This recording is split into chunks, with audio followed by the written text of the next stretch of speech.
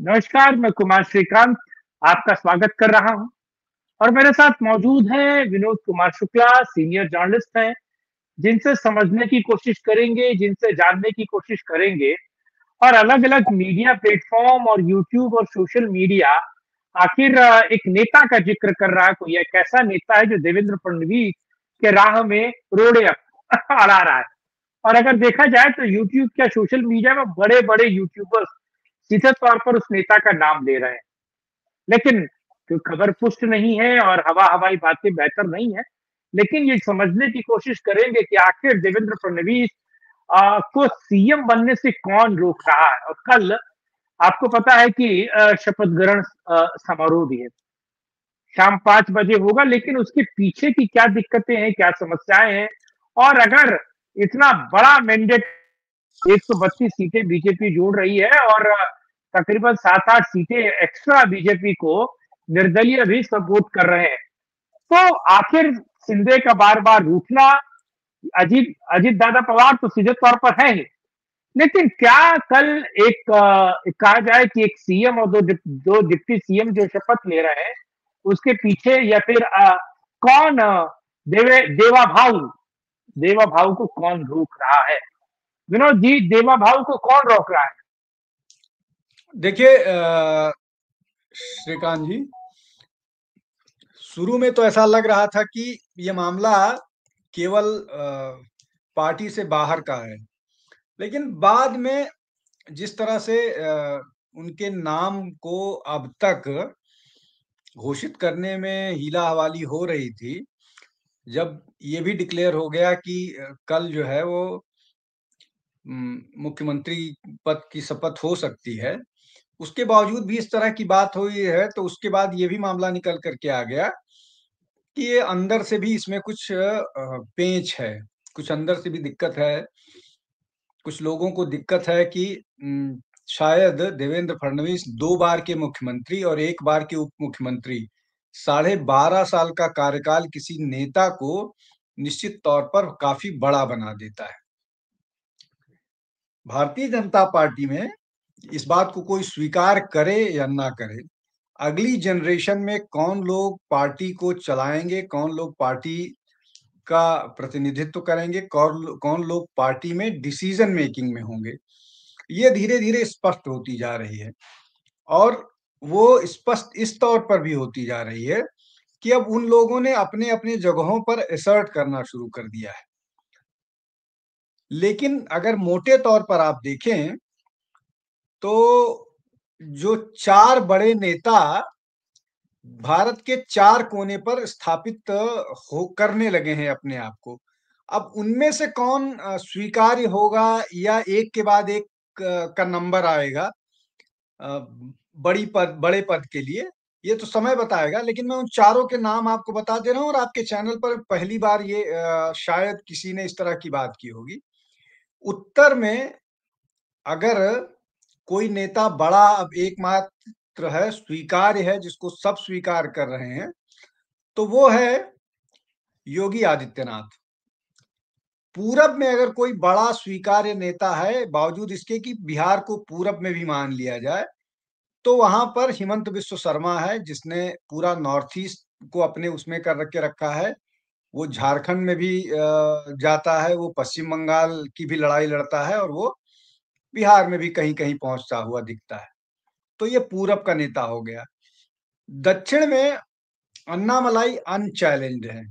वो बड़ा नेता है और धीरे-धीरे उसका प्रभाव बढ़ रहा है और अगर तमिलनाडु में ही वो कुछ कारनामा कर गया, तो वो अपने आप में एक बड़ी उपलब्धि होगी। अब आते हैं उस नेता की, जिस पर हम चर्चा कर रहे हैं, पश्चिम में देवेंद्र फडणवीस की। अब देवेंद्र फडणवीस अपने स्तर पर पश्चिम भारत का बड़ा और स्थापित नेता है, जिसने अपने आप को साबित किया है।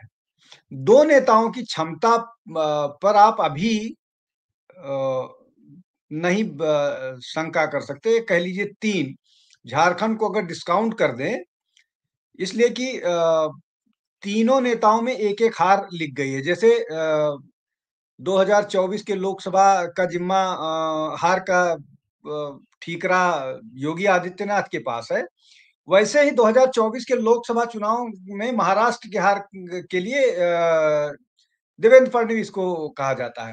अब झारखंड की हार के लिए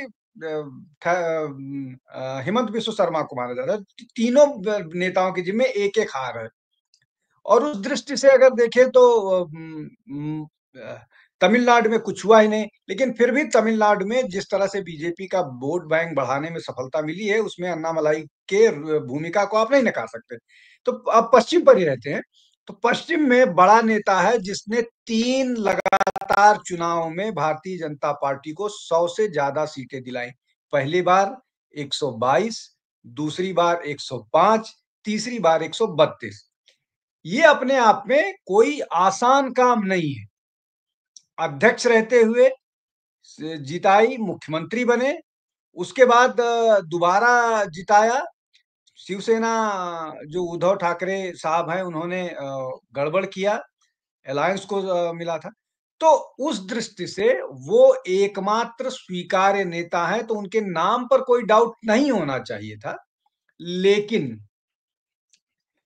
अंग्रेजी में एक शब्द इस्तेमाल होता है श्रीकांत जी, हाइंडसाइट। अगर आप हाइंडसाइट देखिएगा, मतलब आप पीछे मुड़ के अगर आप देखते हैं, जिसका मतलब होता है, तो अगर आप पीछे मुड़ के देखते हैं तो ऐसा लगता है कि तर्क चाहे जो भी दिए जाएं कि मराठा वोट को एकजुट करना था, मराठा वोट को नाराजगी से दूर करना था, लेकिन जो मुहिम थी वो शायद देवेंद्र फडणवीस को रोकने की थी और देवेंद्र फडणवीस को के पर कतरने की थी, जिसके कारण उनको उप मुख्यमंत्री बना दिया गया। अब शायद वैसी स्थिति नहीं है। उसका कारण ये है कि संघ बहुत तेजी से अपने आप को असर्ट कर रहा है और आज के समय में फिर आपके दर्शकों को मैं एक बड़ी ब्रेकिंग खबर दे रहा हूं। आज के समय में नागपुर के अगर कोई 2 बड़े नेता जो माने जाते हैं, जिनका संघ से नजदीकी है, उसमें अगर ऊपर नीचे की दृष्टि से देखिएगा तो देवेंद्र फडणवीस शायद ज्यादा प्रिय हैं कंपैरेटिवली नितिन गडकरी के। नितिन गडकरी के समय में लगातार भाजपा चुनाव हारी है, जबकि देवेंद्र फडणवीस ने डिलीवर किया है और देवेंद्र फडणवीस की स्वीकारोक्ति ज्यादा है। लेकिन अभी की परिस्थितियों में जिस तरह से उनको रोका गया है, रोका जा रहा है, रोकने की कोशिश की जा रही है, वो थोड़ा कार्यकर्ताओं को, बीजेपी कार्यकर्ताओं को, विशेष रूप से महाराष्ट्र के कार्यकर्ताओं को दुखी करने वाला है।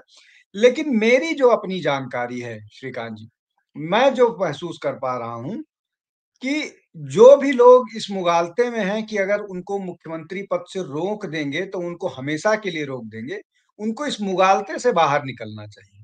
उसका कारण मैं बता रहा हूं। उसका कारण ये है कि अगर वो मुख्यमंत्री नहीं बन रहे हैं, तो वो राष्ट्रीय अध्यक्ष बन रहे हैं और अगर राष्ट्रीय अध्यक्ष बनेंगे तो बीजेपी का चाहे वो बूथ लेवल का कार्यकर्ता हो, चाहे वो महासचिव हो, चाहे वो इस देश का प्रधानमंत्री हो, चाहे वो इस देश का गृह मंत्री हो, चाहे वो इस देश का रक्षा मंत्री हो, चाहे वो इस देश का वित्त मंत्री हो, चाहे वो इस देश का कोई और बड़ा मुख्यमंत्री हो, वो सब अल्टीमेटली पार्टी अध्यक्ष को ही अपना मुखिया मानते हैं। वो जैसे सिंबॉलिक होता है ना, तो उस दृष्टि से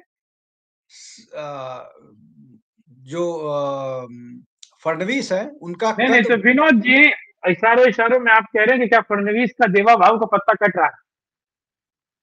इसका हम्म। ये मतलब है ना, आप अगर घुमा के बात कह रहे हैं तो क्या दिल्ली कैंची चलाएगा? क्योंकि देखिए, दिल्ली कठपुतली मुख्यमंत्री हर एक राज्य में चुनता है।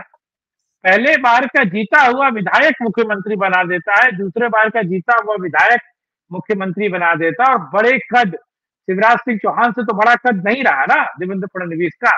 वो व्यक्ति जो 18 साल जिसने सत्ता चलाई और दिल्ली के भी प्रिय रहे, नागपुर के भी प्रिय रहे और पुराने गैंग के मेंबर भी थे, उनको किस तरीके से राजनीतिक हाशिए पे डाल दिया है। लेकिन मैं क्या आपको लगता है कि आप तो देवा भाव को कह रहे हैं कि साहब देवा भाव जो है वो मुख्यमंत्री ना बन के अब राष्ट्रीय अध्यक्ष बनेंगे, और बहरहाल इन सब सारी चीजों को भी छोड़ दिया जाए।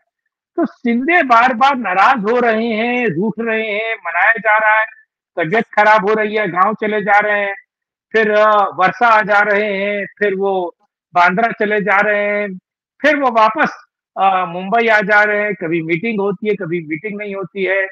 श्रीकांत शिंदे जो मैसेज करते हैं कि हम डिप्टी सीएम चाहते हैं, मुख्यमंत्री हमारे चेहरे पे चुनाव लड़ा गया, तो ये गफलत क्या है? ये आप दर्शाना क्या चाहते हैं? पत्ते क्यों नहीं खोल रहे हैं? देखिए, पहली बात ये है कि मैं ये कह भी नहीं कह रहा हूँ कि देवेंद्र फडणवीस को मुख्यमंत्री नहीं बनाया जा रहा है। मैं सिर्फ ये कह रहा हूँ कि अगर देवेंद्र फडणवीस को मुख्यमंत्री नहीं बनाया जाएगा, तो शायद उनके पास उससे बड़ी ज़िम्मेदारी मिलेगी। तो जो लोग ये चाह रहे हैं कि उनके पर कतर दिए जाएँगे मुख्यमंत्री ना बना करके, वो शायद उनको बड़ा कैनवस दे देंगे काम करने के लिए। तो एक तो ये मैं साफ कर दूँ। दूसरा ये कि भाई राजनीति में अगर कोई भी व्यक्ति राजनीति में है, चाहे वो शिंदे हो, चाहे अजीत पवार हो, तो वो कोशिश तो यही करेंगे ना कि उनको जो मैक्सिमम गेन पॉसिबल हो। जब आप बात कीजिएगा कि आपको अ, बड़ी चीज़ चाहिए, तब तो आप किसी बीच के रास्ते पर समझौते पर पहुँचिएगा ना। जब आप पहले ही समझ छोड़ दीजिएगा, तो आपको क्या मिलेगा, क्या नहीं मिलेगा, इसका प्रश्न रहता है। और वो सीज़न्ड पॉलिटिशियन है, लंबे समय से पॉलिटिक्स किया है, ज़मीन से उठा हुआ व्यक्ति है, तो उसको पॉलिटिक्स की समझ तो है। इसलिए उसने बार्गेन ही दूर से शुरू की, बड़े उससे शुरू की, जिससे कुछ बेहतर मिले। और अगर इस सौदेबाजी में उनको मुख्यमंत्री का पद मिल जाता है, तो आप सोचिए कितनी सुरक्षित सरकार होगी 5 साल के लिए आराम से। जिस तरह की ब्रूट मेजॉरिटी है, तो उससे बेहतर और क्या हो सकता है? तो एक तो ये मसला है, और उस मसले में ही बहुत सारी चीज़ें हो सकती हैं। दूसरा जो महत्वपूर्ण मामला है, शायद वो सच में बीमार हों। तीसरा जो महत्वपूर्ण बात है कि ये सब कह कर के कई-कई बार कई-कई बार आपकी पार्टी के अंदर के लोग ही बाहर के बहुत सारी चीज़ों को मैनेज करते हैं। लेकिन अ, भाई अब शिंदे साहब जो हैं, वो बीजेपी के बहुत सारे नेताओं के साथ संपर्क में होंगे। अब उसका सबसे बड़ा मसला ये है कि जब तीनों नेताओं को पिछले दिनों गृह मंत्री ने बुलाया था, तो एक साथ बैठक होने से पहले एकनाथ शिंदे को आधा घंटा अलग से टाइम क्यों दिया गया? जब इस बात पर ही और उसके बाद भी समझौता नहीं हो पाया कि मुख्यमंत्री के नाम की घोषणा हो जाए, मंत्रालय को लेकर के घोषणा हो जाए। तो इस तरह के बहुत सारे अनुत्तरित प्रश्न हैं। अ, लेकिन इन सब के बावजूद जी, आप कुछ और प्रश्न करना चाह रहे हैं? इशारों को अगर समझो, राज को राज रहने दो। नहीं, बिल्कुल हाँ। बहुत सारी चीज़ों को तो राज रहता है, लेकिन हम आप तो इतनी चर्चा कर ही सकते हैं। अब मेरे पास ये जानकारी है इसलिए मैं बोल रहा हूँ। और इसमें इसमें ऐसा कुछ नहीं है, इतनी सूचनाएँ सबको रहती हैं। तो बाकी लोग अब तो नाम ले रहे हैं, मैंने देखा है इस वक्त सोशल मीडिया पे सारे वीडियो बनाने वाले यूट्यूबर्स जो हैं, वो नाम लेकर बात कर रहे हैं। आप समझ रहे हैं? देखिए, मैं नहीं, बिल्कुल समझ रहा हूँ। नहीं, नहीं, बिल्कुल नाम लेने में कोई दिक्कत नहीं है। मैं हम्म। जैसा कह रहा हूँ, नाम लेने में कोई दिक्कत नहीं है। सब सब यही बात कहते हैं। देखिए, हर राजनीतिक दल में 2 बड़े नेताओं की बात होती है, और अभी जो सबसे प्रचलित भारतीय जनता पार्टी में राइवलरी है, वो राइवलरी अमित शाह और योगी आदित्यनाथ की है, अमित शाह और देवा देवेंद्र भाव की। फडणवीस की है। तो हाँ। देवेंद्र फडणवीस पहले भी एक बार दोनों में कुछ इश्यूज को लेकर के डिफरेंसेस रह चुके हैं, जिसमें इस बात ये भी था कि हम्म। उन्होंने सरकार बना ली थी राष्ट्रवादी कांग्रेस पार्टी के साथ, जिसमें एक दिन की सरकार बनी थी और सरकार गिर गई थी। एक वो, दूसरा अ, एक आध और जो ठीक। जिन पर दोनों में डिफरेंसेस थे। तो ये इसमें नाम लेने में ऐसा कुछ नहीं है। अच्छा, दूसरा ये कि ना इस पे कोई क्लैरिफिकेशन देगा, ना इस पे कोई बात आएगी। ये डिफरेंसेस हैं, और किसी भी परिवार में डिफरेंसेस होते हैं तो इतनी बड़ी बात है। लेकिन मैं जो असली बात कह रहा हूँ कि इस बार शायद देवेंद्र फडणवीस के रास्ते में अड़ंगा लगाना या रोड़ा लगाना अ, ना विपक्ष के उसमें है, ना शायद राष्ट्रीय अध्यक्ष या बाकी और लोग चाहेंगे भी, इसलिए कि हम्म। अभी आगे और बहुत सारा हुआ है। तो इसलिए वैसी ही स्थिति मुझे लग रही है, और वो जल्दी ही क्लियर हो जाएगी। जी। चलिए, मतलब कंटक, उनका मार्ग अकंटक हो रहा है, और आप विनोद जी ने अंदर की जानकारी दी और समय निकाला, इसके लिए बहुत धन्यवाद। लेकिन कौन है देवेंद्र फडणवीस के राह का रोड़ा? आप कमेंट बॉक्स में बता सकते हैं आपके अनुसार। हमारे अनुसार क्या है ये आपको पता है, लेकिन आप कमेंट बॉक्स में बताइएगा। और इस वीडियो को लाइक, शेयर, जरूर सब्सक्राइब कीजिए और मुझे सपोर्ट कीजिए। और साथ जुड़ने के लिए, इस मुद्दे पर बात करने के लिए विनोद जी आपका और दर्शकों का बहुत धन्यवाद। कल फिर मिलेंगे, करेंगे राष्ट्रीय में एक और चर्चा। जय हिंद, जय भारत।